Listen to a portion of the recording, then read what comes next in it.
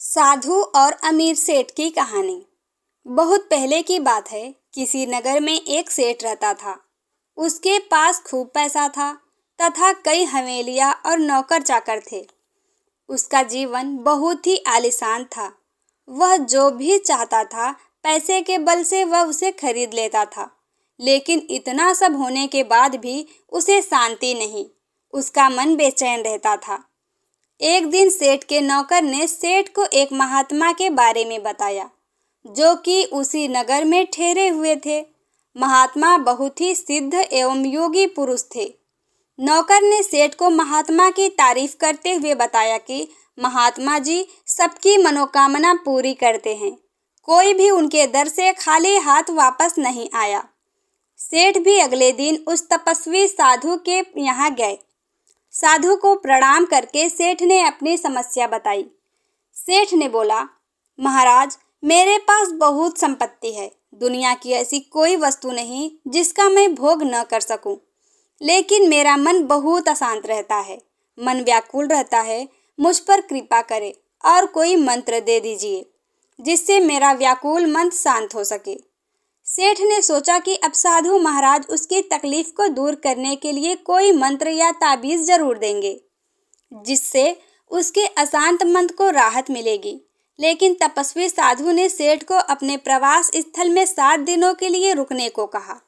सेठ सहमत हो गया। अगले दिन साधु बाबा ने सेठ को आंगन में बैठने के लिए कहा और खुद साधु महाराज आंगन के बगल में बने अपनी कुटिया के अंदर आकर छांव में बैठ गए।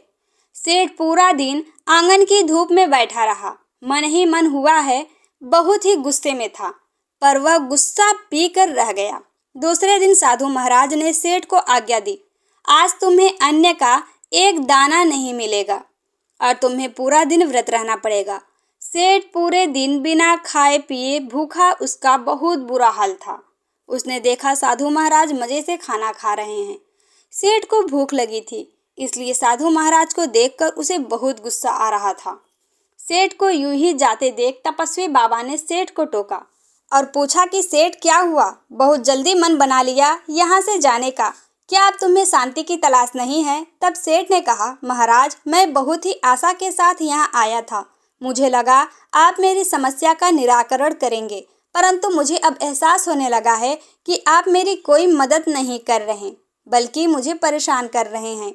मुझे लगने लगा है कि आप चाहते हैं कि मैं यहाँ से चला जाऊं और इसलिए आप रोज मेरे लिए कोई ना कोई समस्या से भरा कार्य मुझे ही देते हैं।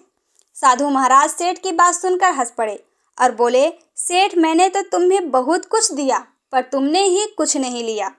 सेठ साधु की बात सुनकर आश्चर्य में रह गया और साधु की ओर देखकर बोला कि महाराज मैं तो मुझे कुछ भी नहीं दिया।